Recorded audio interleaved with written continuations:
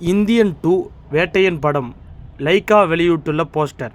2024ஆம் ஆண்டு பெரிய நடிகர்களின் படங்கள் அடுத்தடுத்து ரிலீஸாக உள்ளது.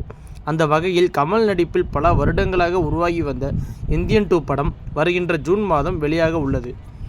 இந்த புதிய போஸ்டருடன் லைகா நேற்றைய தினம் வெளியிட்டிருந்தது.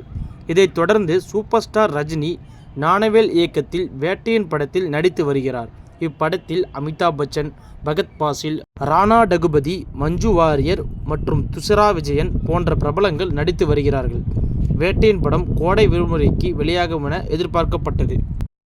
ஆனால் இப்போது லைகா படத்தின் ரிலீஸ் தேதியுடன் ஒரு போஸ்டரை வெளியிட்டிருக்கிறது.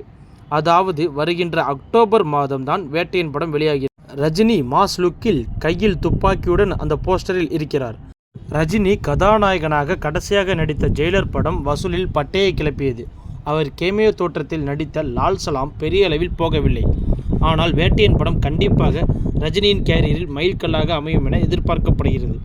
போஸ்டரை பார்க்கும்போது பக்கா ஆக்ஷன் கதைக்களத்துடன் வேட்டையன் படம் உருவாகி இருப்பதாக தெரிகிறது. மேலும் இந்த போஸ்டர் சமூக வலைதளங்களில் ட்ரெண்டாகி கொண்டிருக்கிறது.